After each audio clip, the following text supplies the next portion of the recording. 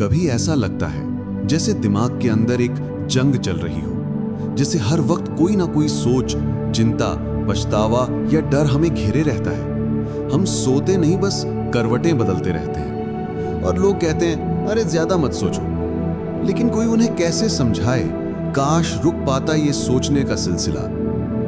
कभी हम बीते कल की गलती सोचते हैं, तो कभी आने वाले कल की चिंता। और ये मन जो हमारा दोस्त होना चाहिए, वही दुश्मन बन जाता है। दिन बीतता है, रातें कटती हैं, लेकिन भीतर की बेचैनी कम नहीं होती। लेकिन क्या आप जानते हैं, ये बेचैनी, ये उलझन हजारों साल पहले भी इंसानों ने महसूस की थी। और तब भगवान श्री कृष्ण ने अर्जुन को कुछ ऐसा बताया जो आज भी हमारे काम आ सकता है। आज हम भगवत गीता से 3 ऐसी बातें जानेंगे जो आपके मन की हलचल को धीरे धीरे शांत कर सकती हैं। ये कोई धर्म की बात नहीं, ये मन को समझने और संभालने की सच्ची विद्या है।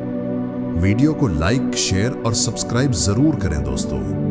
पहला पाठ, सिर्फ कर्म करो, फल की चिंता मत करो। कभी कभी हम इतना सोचते हैं क्योंकि हमें भविष्य का डर होता है। अगर मैं फेल हो गया तो, अगर लोग क्या कहेंगे, अगर कुछ गलत हो गया तो। हम बस सोचते रहते हैं बार बार। लेकिन सोचने से क्या बदलता है? भगवत गीता में श्री कृष्ण ने कहा, कर्म करो, फल की इच्छा मत करो। मतलब जो तुम्हारे हाथ में है बस वही करो, जो नहीं है उसे लेकर क्यों दुखी हो। जैसे कोई बच्चा इम्तिहान की तैयारी कर रहा है, वो पढ़ रहा है, समझ रहा है, मेहनत कर रहा है, ये उसके हाथ में है। लेकिन पेपर में क्या आएगा, रिजल्ट क्या होगा, वो तो उसके बस में नहीं। हमारा दुख वहीं से शुरू होता है जहां हम उन बातों पर कंट्रोल करना चाहते हैं जो हमारे हाथ में होती ही नहीं। कृष्ण यही सिखाते हैं, मन से काम करो, मन लगाकर करो, पर अपने काम को भगवान को अर्पण करो, फिर जो होगा वो स्वीकार करो। जैसे किसान बीज बोता है, पूरी मेहनत करता है, लेकिन बारिश होगी या नहीं, फसल कैसी होगी, वो तो भगवान के हाथ में है। फिर भी किसान मेहनत नहीं छोड़ता। आप भी वैसे ही कर्म करते रहिए और खुद को परिणाम से मुक्त कीजिए। मन अपने आप शांत होने लगेगा। दूसरा पाठ, मन को मारो मत, प्यार से सिखाओ। क्या आपने कभी मन को शांत करने की कोशिश की है और वो और ज्यादा शोर मचाने लगा है? श्री कृष्ण से अर्जुन भी यही कहता है, हे कृष्ण, मन बहुत चंचल और बलवान है, उसे वश में करना वायु को पकड़ने जैसा है। ये बात आज भी उतनी ही सच्ची लगती है ना? लेकिन कृष्ण कहते हैं, अभ्यास और वैराग्य से ये मन वश में किया जा सकता है। अभ्यास यानी रोज थोड़ा थोड़ा अभ्यास, जैसे रोज 5 मिनट आंखें बंद करके बैठना, बस अपनी सांस को महसूस करना।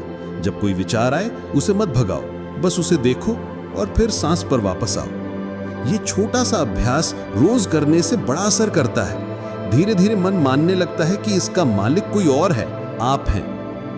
वैराग्य यानी अपने विचारों से थोड़ी दूरी बनाना। हम अक्सर सोचते हैं कि जो हम सोचते हैं वही हम हैं, लेकिन नहीं। विचार बादलों की तरह आते हैं और चले जाते हैं। आप वो आसमान हैं जो उन्हें देखता है। जब भी कोई बुरा विचार आए, बस खुद से एक सवाल पूछो, क्या ये विचार मैं हूं या सिर्फ एक विचार? जब आप ये फर्क समझ जाते हैं तो आपका मन आपकी जगह लेना बंद कर देता है और आप खुद को फिर से महसूस करते हैं शांत, स्थिर, सच्चे आप। तीसरा पाठ, अटिक बनो, हालात से हिलो मत। हमारा मन अक्सर बाहर की चीजों से बहुत जल्दी प्रभावित हो जाता है। जब कोई तारीफ करता है, मन फूल जाता है। कोई डांट दे, मन टूट जाता है। एक दिन अच्छा बीतता है, हम खुश, अगला दिन खराब, हम उदास। यही ओवर थिंकिंग का असली कारण है। बाहरी चीजों पर हमारी खुशी टिकी हुई है। पर गीता में श्री कृष्ण एक ऐसे इंसान का वर्णन करते हैं जिसे कहते हैं स्थित प्रज्ञ, यानी जिसका मन स्थिर हो। जैसे एक गहरा पेड़ जिसकी जड़ें बहुत अंदर तक हैं। हवा चले, बारिश हो, आंधी आए, उसकी कुछ शाखाएं हिलती हैं पर उसकी जड़ें नहीं। ऐसा ही इंसान बनो जो जीवन के उतार चढ़ाव में भी अडिग रह सके। इसके लिए क्या करना होगा? जब कोई इमोशनल रिएक्शन आए, उसे बस देखो।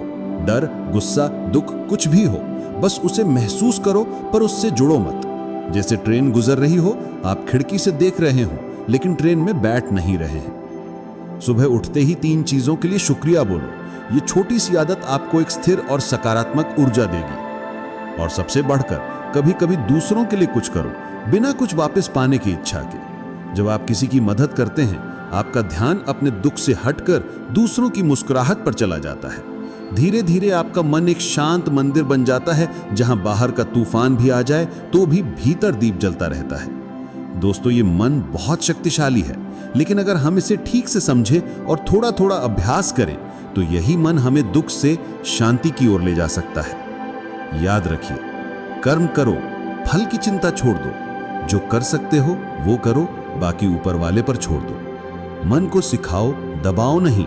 धीरे धीरे अभ्यास और वैराग्य से मन को अपना दोस्त बनाओ। स्थित प्रज्ञ बनो। बाहर कुछ भी हो, अंदर हमेशा एक दीप जलता रहे। भगवत गीता हमें यह वादा नहीं करती कि जीवन आसान होगा। वो वादा करती है, अगर मन को सही समझ लिया तो कोई मुश्किल हमें तोड़ नहीं सकेगी।